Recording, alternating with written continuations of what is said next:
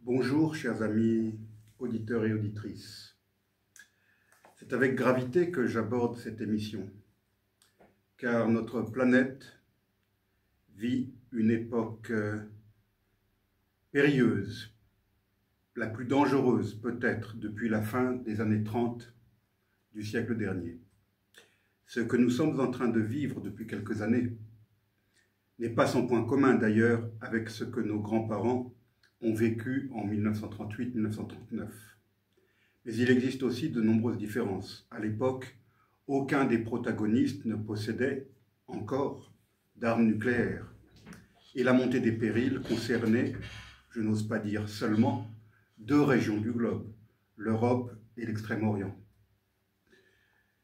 Durant les 4 décennies qui ont suivi la Seconde Guerre mondiale, une sorte d'équilibre a prévalu entre deux grandes puissances possédant toutes deux la bombe atomique, les États-Unis et l'Union soviétique.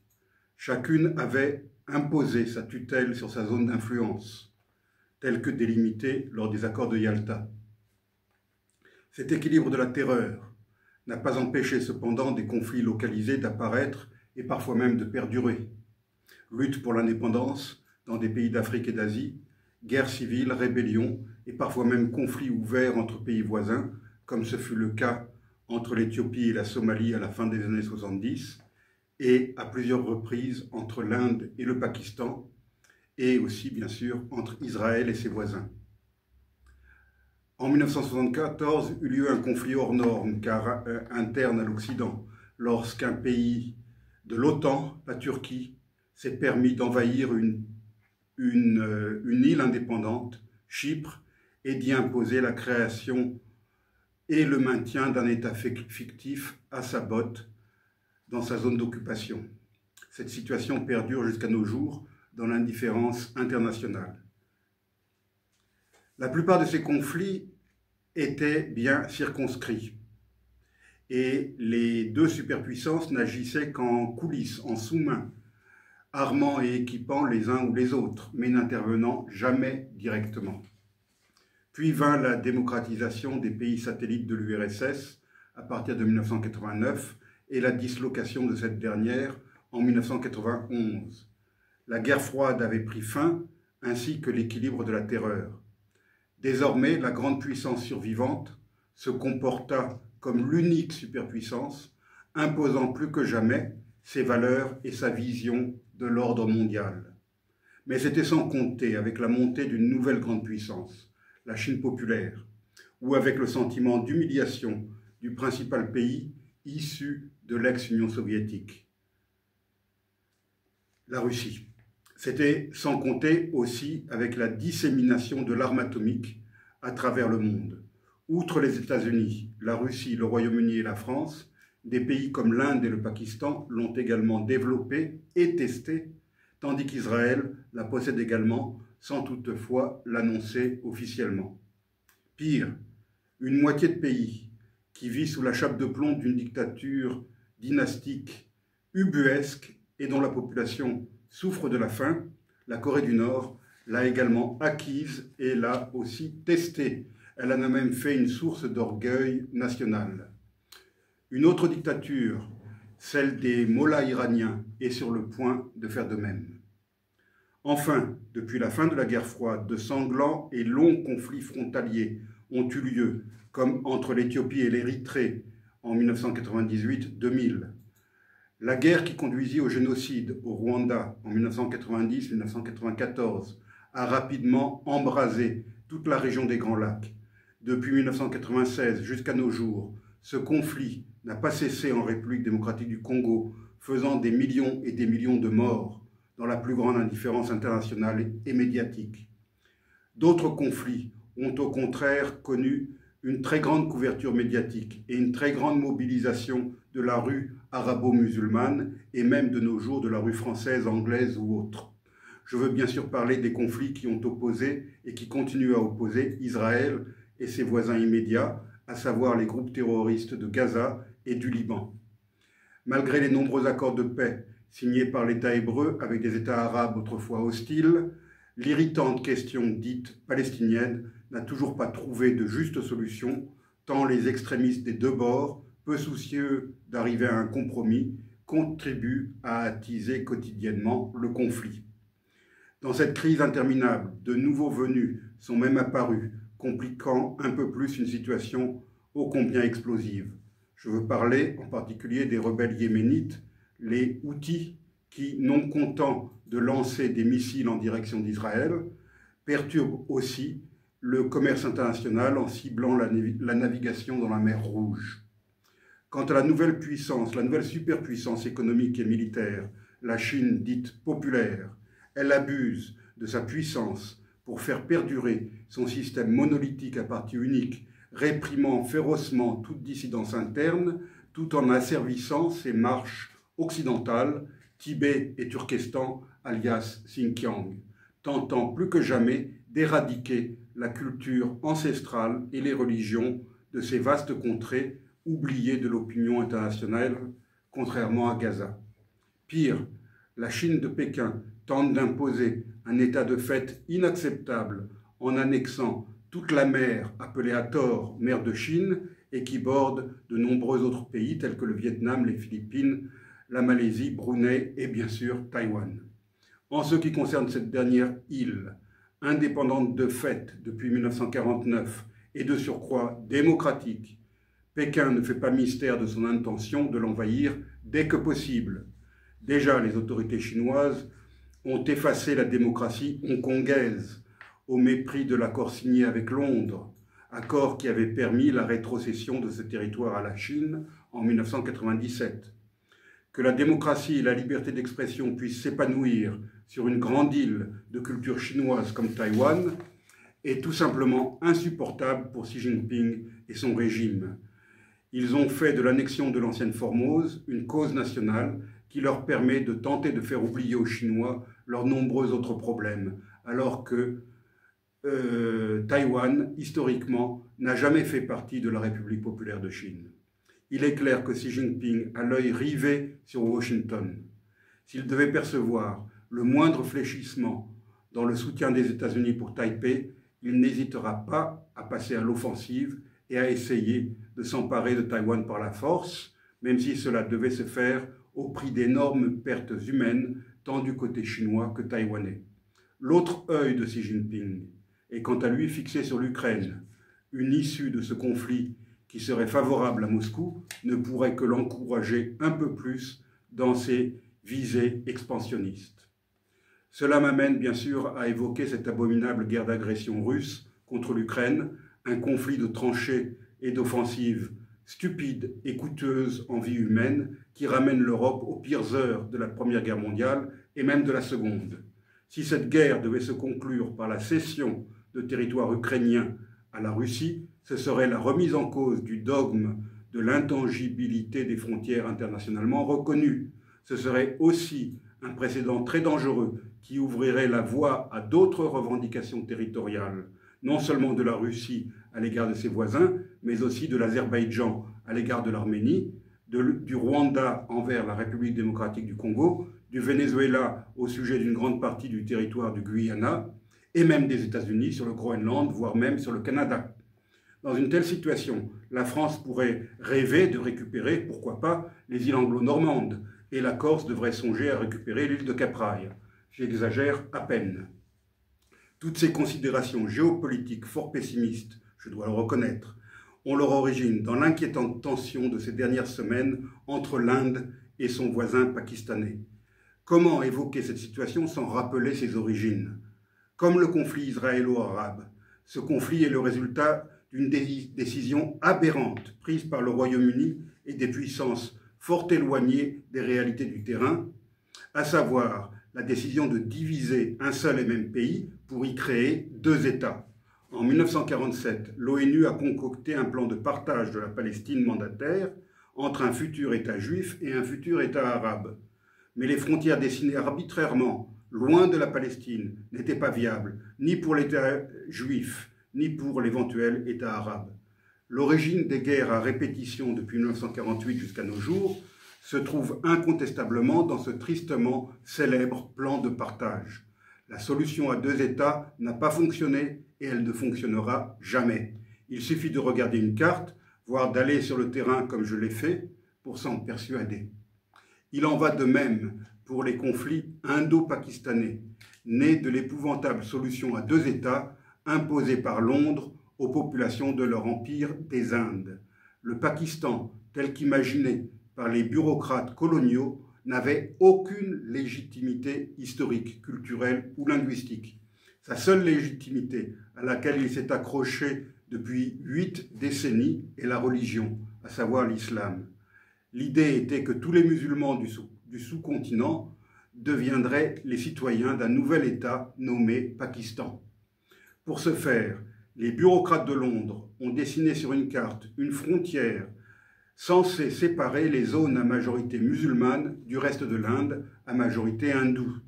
Le résultat de ce plan fut une catastrophe qui coûta la vie à des millions de civils musulmans et hindous, sans parler des gigantesques déplacements de population que ce partage a occasionné.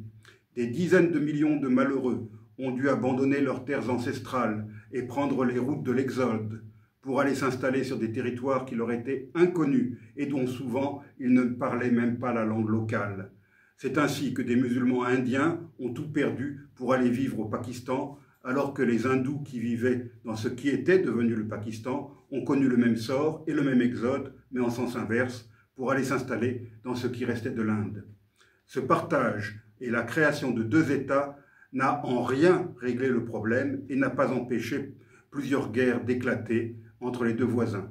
Pire, ce partage a créé un État musulman non viable, car constitué de deux entités distinctes séparées par des milliers de kilomètres de territoire indien, le Pakistan occidental et le Pakistan oriental. Le seul point commun entre ces deux entités était la religion, l'islam. Tout le reste les séparait. L'histoire, la culture, les traditions, le mode de vie et surtout les langues parlées. La capitale du nouveau pays se trouvait dans la partie ouest et les autorités issues de l'indépendance du Pakistan ont tout fait pour imposer la langue la plus parlée à l'ouest, à savoir l'ourdou, à l'ensemble du pays. L'ourdou, incompréhensible au Pakistan oriental, s'écrit en caractère arabe, alors que le bengali, ou bangla, la langue de cette partie est du Pakistan, s'écrit en caractère bengali. Ce qui devait arriver arriva, et à la fin des années 60, le Pakistan oriental se souleva contre la domination du Pakistan occidental et une épouvantable guerre de libération suivie de famine fit des millions de victimes dans ce qui allait devenir indépendant sous le nom de Bangladesh. Dans ce conflit, l'Inde s'engagea militairement aux côtés des insurgés contre le Pakistan. Le partage de l'Empire des Indes avait donné lieu à un terrible nettoyage, non pas ethnique, mais religieux, de part et d'autre de la nouvelle frontière. Mais ce nettoyage fut loin d'être complet côté indien. Car si le Pakistan a une population très majoritairement musulmane, l'Inde est loin d'être homogène du point de vue religieux. En effet, de très nombreux musulmans n'ont jamais envisagé de migrer vers ce qui allait devenir le Pakistan. C'est ce qui explique que l'Inde compte dans sa population une très forte proportion de musulmans. Ces musulmans constituent certes une minorité de 14,2%, mais à l'échelle de l'Inde, il s'agit d'une énorme minorité. Sur les 1,5 milliard d'Indiens, il y a tout de même plus de 195 millions de musulmans, soit presque autant que de musulmans pakistanais, qui sont un peu plus de 202 millions. C'est ainsi que l'Inde, berceau de l'hindouisme, berceau du bouddhisme, est aussi l'un des trois pays ayant la plus forte population musulmane dans le monde. Mais l'autre métastase de cette absurde partition de 1947, c'est le Cachemire.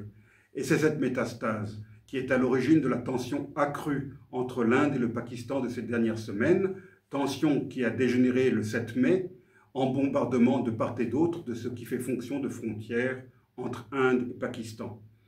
Il convient d'abord de rappeler ce qu'est le Cachemire. Non, ce n'est pas qu'un pullover.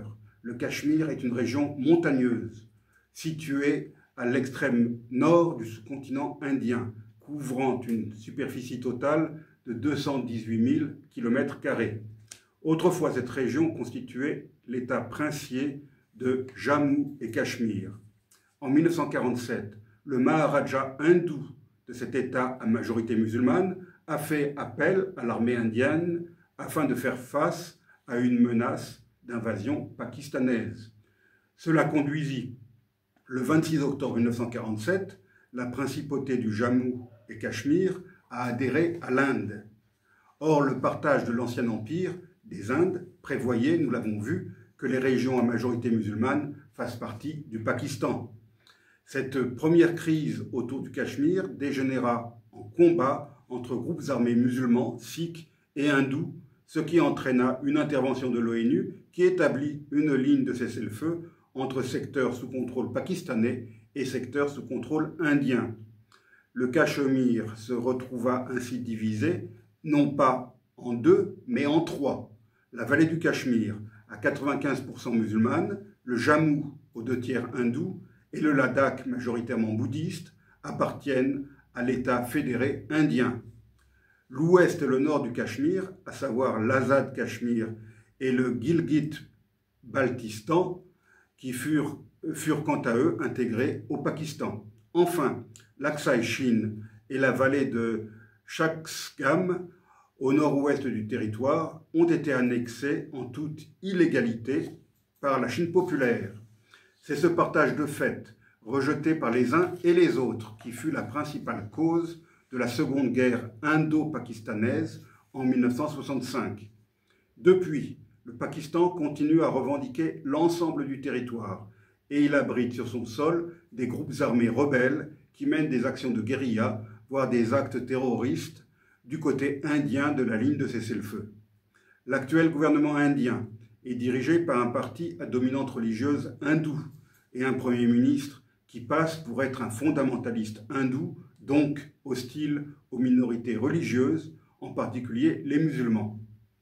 La politique menée par ce gouvernement a causé des tensions et des troubles dans de nombreuses parties de cet immense pays où cohabitent tant bien que mal hindous, musulmans, sikhs, bouddhistes, jaïnistes et chrétiens.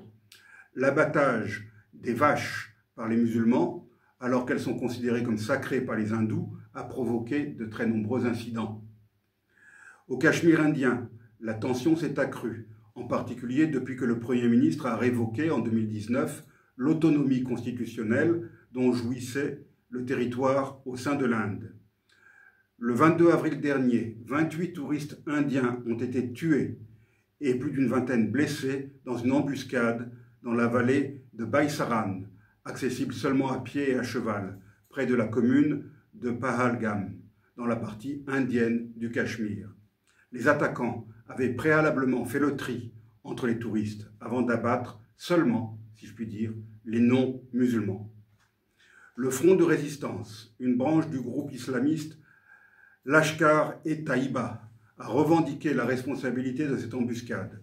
Ce groupe armé, désigné comme organisation terroriste par l'Inde, est responsable de multiples attaques et d'assassinats de civils, y compris de personnes appartenant à des minorités religieuses, comme les hindous du Cachemire, comme des employés du gouvernement, des ouvriers et des propriétaires d'entreprises, des hommes politiques locaux et des touristes, ainsi que plusieurs attaques contre les forces de sécurité indiennes, y compris des policiers locaux. En outre, l'Inde accuse le Pakistan d'abriter des camps d'entraînement de ce mouvement en territoire pakistanais, ou tout au moins dans la partie du Cachemire contrôlée par le Pakistan. Après l'attentat du 22 avril, les autorités indiennes ont renouvelé ces accusations et elles ont même suspendu le traité des eaux de l'Indus. Ce dernier geste peut avoir de graves conséquences, car l'Indus et tous les principaux cours d'eau qui irriguent le Pakistan viennent de l'Inde, en particulier du Cachemire indien. Enfin, le 7 mai, l'aviation indienne a bombardé des camps d'entraînement du groupe terroriste en territoire pakistanais. Le Pakistan a aussitôt réagi avec des tirs d'artillerie contre le territoire indien. De nombreux morts de part et d'autre sont à déplorer. Que l'on ne s'y trompe pas, chers auditeurs, ce début de conflit pourrait dégénérer très rapidement en guerre ouverte entre les deux voisins, qui tous deux disposent, rappelons-le, de la bombe atomique. L'Inde, pas plus que le Pakistan, n'est un petit pays auquel l'une ou l'autre des grandes puissances pourrait dicter ses volontés et imposer un arrêt des combats, sans même parler de l'ONU. L'Inde, sur la scène asiatique, est la grande rivale économique, politique et militaire de la Chine, pays avec laquelle elle a un vieux contentieux frontalier, y compris au Cachemire, nous l'avons vu. Le Pakistan, quant à lui, est un État où l'armée pèse très lourd sur la vie politique. C'est aussi un pays gangréné par des mouvements islamistes radicaux proches des talibans d'Afghanistan. Que se passerait-il si l'État pakistanais finissait par s'écrouler et si les islamistes radicaux s'emparaient de la bombe atomique pakistanaise? Il faut donc surveiller avec la plus grande attention l'évolution de la situation au Cachemire. Ce nouveau conflit indo-pakistanais recèle de grands dangers, non seulement pour l'Asie du Sud, mais aussi pour l'ensemble de notre planète. Veuillez excuser, chers auditeurs, mon pessimisme, mais je suis convaincu même qu'il est grandement justifié. À la semaine prochaine.